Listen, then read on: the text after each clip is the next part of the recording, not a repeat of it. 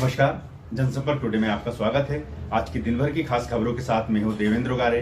आइए नजर डालते हैं आज की महत्वपूर्ण गतिविधियों पर। केंद्रीय कृषि मंत्री श्री शिवराज सिंह चौहान ने सीहोर जिले के ग्राम सेमलपानी जदीद पहुंचकर 22 अप्रैल को हुई अग्नि दुर्घटना से प्रभावित परिवारों से भेंट की और हर संभव मदद का भरोसा दिलाया। उन्होंने अग्नि दुर्घटना के 17 प्रभावितों को 9,85,400 रुपये सहायता राशि के स्वीकृति पत्र दिए। यह राशि जल्द ही उनके खाते में ट्रांसफर कर दी जाएगी। और मुझे लग रहा था कब मैं आपसे आके मिलूं। हम सब आपस में भाई बहन हैं और संकट में अपनों का साथ देना चाहिए।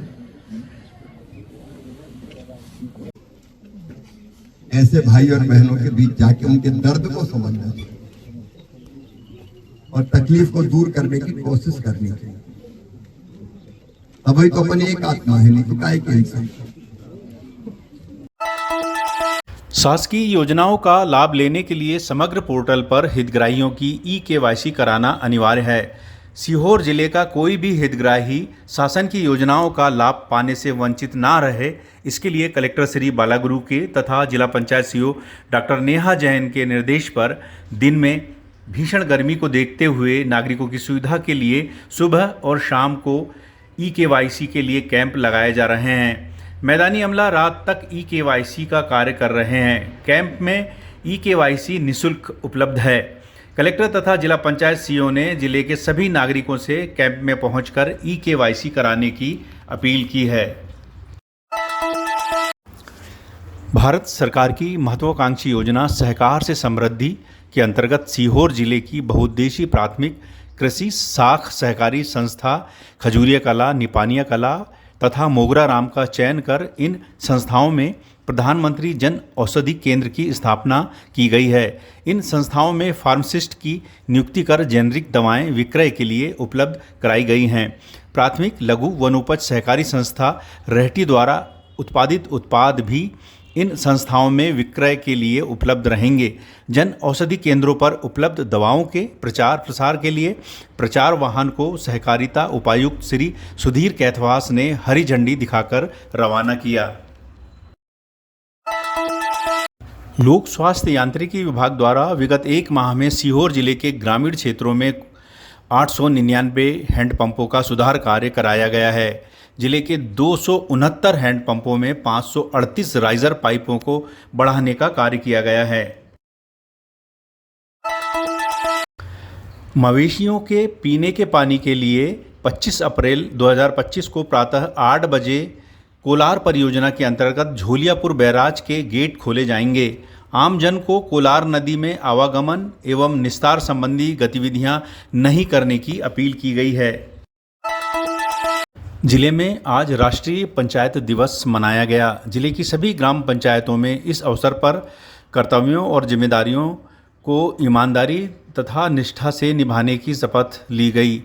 जिले की सभी पंचायतों में प्रधानमंत्री श्री नरेंद्र मोदी का पंचायती राज पर लाइव संबोधन सुना गया। प्रधानमंत्री श्री नरेंद्र मोदी ने मुख्य समारोह बिहार के मधुबनी जिले में झंझापुर ब्लॉक के लोहाना ग्राम पंचायत से संबोधित किया।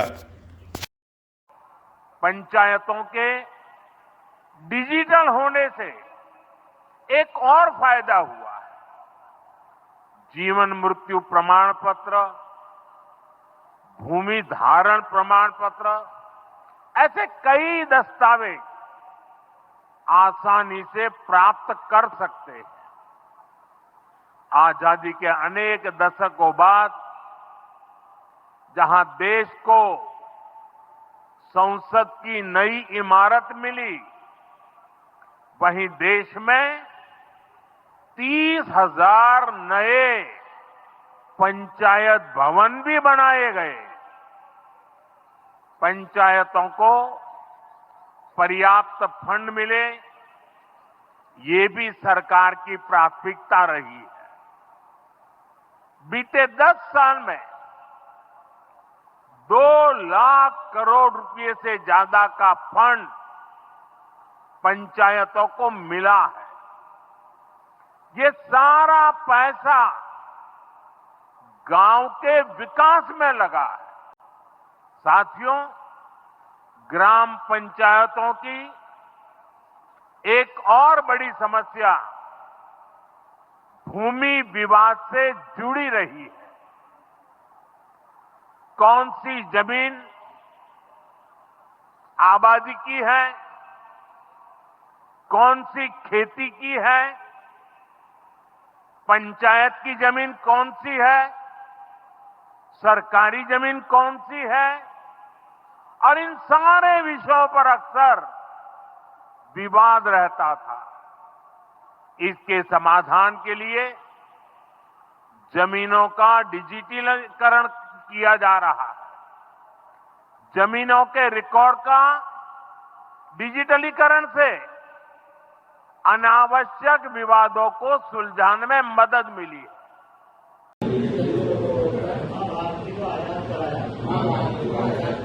हमारा कर्तव्य है कि गंदगी को दूर करके